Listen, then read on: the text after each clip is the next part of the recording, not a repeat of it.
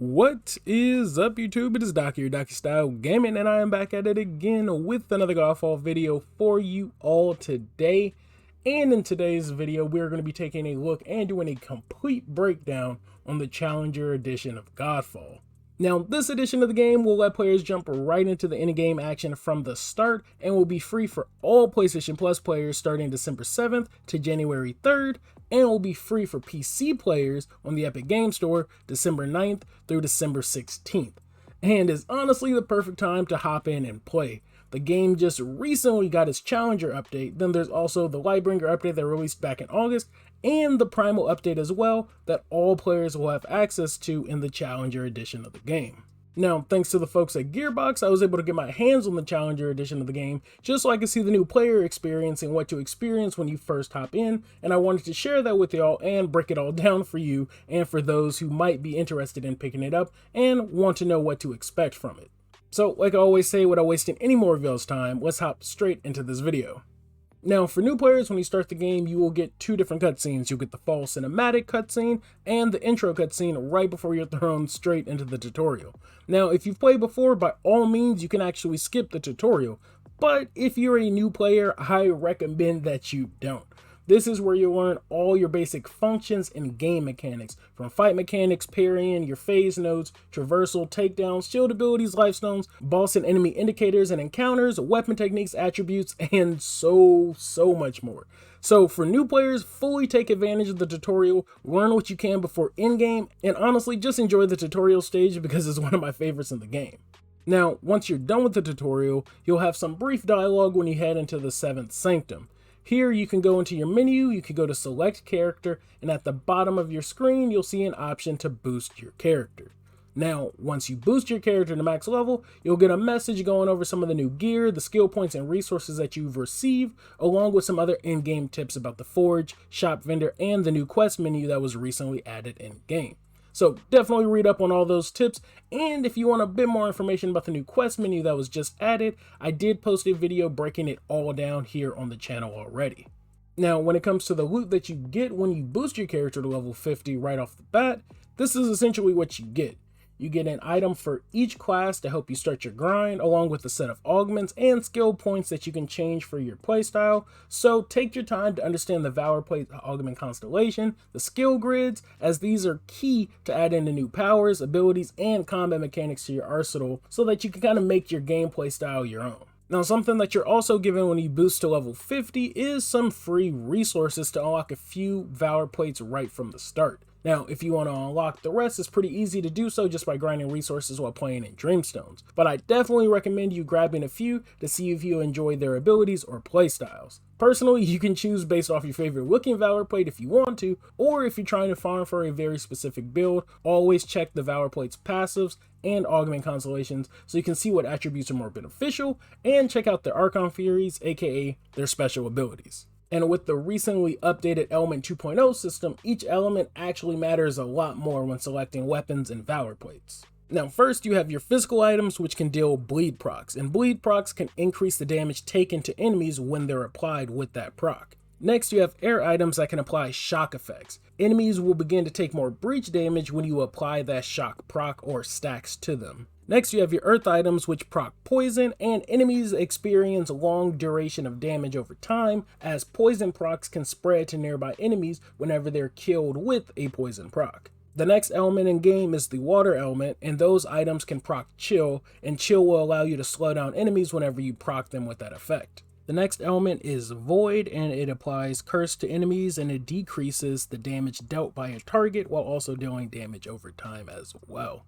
And then lastly, we have the fire element, which deals ignite, and that deals short damage over time, but the damage is pretty high whenever an enemy is procced with the ignite perk. And also, you should probably note that all of these elements do stack and synergize rather well with different builds. So again, it's definitely beneficial for you to check out the Valorplates that you're interested in based off of some of their different perks or attributes as well. But now that you've chosen your Valorplate, equipped with your gear, and put on the augments and set up the skill tree the way you want, here is where you decide how you want to play GodFall. So let me give you a brief rundown of everything that you'll be able to do, but before we hop straight into the end game, let's go over some of the other features that players will have access to in the Challenger Edition. First being Zenu the Shopkeeper, which will allow players to have access to the in-game shop vendor. You can select even some of the new gear right off the bat with the resources that you get from your character boost. All the items that are in his shop are also bought with in-game resources that you get just from farming the game. Next, players will also have access to the new skins that were added with the Lightbringer update. So while running some of the game modes, be sure to check out your skin unlock requirements so you can freshen up your Valorplate style just a bit. And similar to the vendor, all the skins are unlocked via just playing the game. Another thing that players will get access to in the Challenger Edition is the recently added quest menu,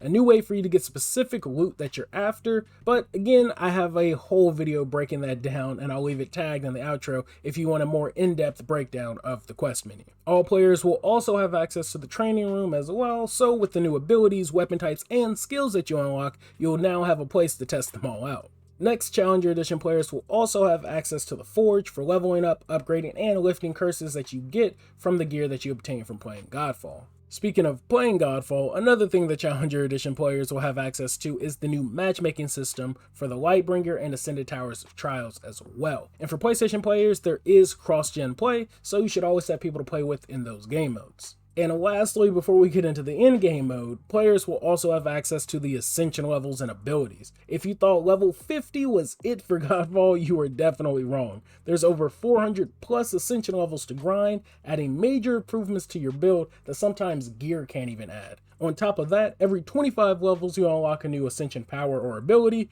that will add permanent stats to your build on all of your Valorplates. Ascension levels are extremely important, and the higher you get, the stronger you will definitely feel. So do pay attention to those levels and make sure you use those skill points. Now that we got all of that out of the way that players will have access to, let's go over the meat of the Challenger Edition, which is the 3 in-game modes. Now, there will be more in-depth full breakdowns on the channel of each of the game modes, so definitely stay tuned, but for now, I'll give a brief rundown of each. So let's start with Dreamstone's game mode first. So players will have access to 5 Dreamstones right when you boost your character to level 50. Also, you can unlock so many more, including Exalted and Volatile Dreamstones, while completing some of the higher level ones as well. Dreamstones is the perfect game mode for farming, upgrade resources for your gear, while also getting some new loot to add to your collection and build. It is a series of boss and multiple boss fights, and a bit about endurance if you're looking to maximize your loot potential. Again, stay tuned to the channel for a complete breakdown because there is so much to dig into with this game mode. The next game mode we'll take a look at is the Ascended Towers of Trials. This is the place you want to go when you want to test your strength. If you think your build is tough enough to make it to the top of the tower, hop in and give it a shot. Ascended Towers of Trials is a roguelite game mode that has you going up in a tower in waves, taking on bosses, enemies, and challenges, and you only have 3 lives. If you die, you're going back to the beginning and you have to restart from floor 1. Now, you also gain keys that increase your loot, and you can find some of the rarest gear in game here, which are dual primary stat weapons that are exclusive to the Ascended Towers of Trials, and primal gear that's also exclusive to this game mode as well. Again, if you think you're up for it, jump in the Ascended Towers of Trials and see how many floors you can make it. There's also some skins tied to this game mode, so definitely give it a shot. Now, moving on to the last in-game mode and the newest is Lightbringer. This is probably the most unique game mode in GodFall so far, with increasing difficulty if you or your squad so chooses. There's new mechanics that can deal damage to you in a new way, and it's a survival/escort style mission that can get crazy intense with higher difficulties. But it'll all be worth it because the gear you get from playing Lightbringer is some of the strongest in game. It is the new and all unique cursed loot. Loot that has its own mechanics to it for you to be able to get the most out of it. Lifting curses from cursed loot can make it an awakened item, and builds can get crazy with full set of awakened gear. At lower light levels, Lightbringer is definitely manageable for new players. I actually did a full run with the newly boosted level 50 Silvermane with all the starter gear and augments and was able to complete it. But at higher light levels, you better come in with strong or at least a good build or good team so you can start farming that cursed loot, because again, the challenge is real. So that's all of the in-game modes in a nutshell. Again, I will be doing a full breakdown on all 3 of the game modes on the channel, so let me know in the comments below which one you want to see me cover first.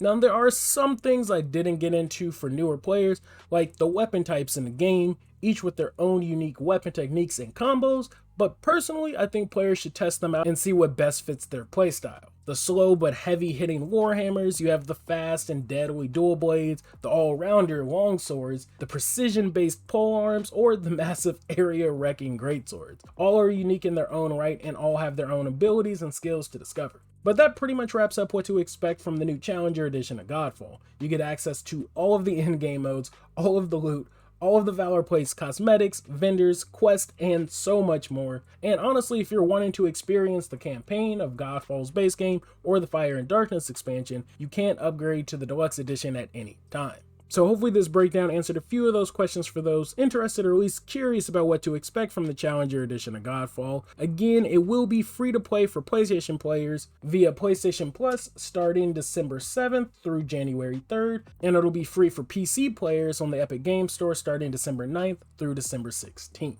Let me know if you'll be playing it down below, and if you are, be sure to check out the Discord in the link in the video description, because we have some awesome people in there who make and share some amazing builds. We have LFGs for both PC and PlayStation, and so much more. So if you're interested, definitely check out the link in the video description.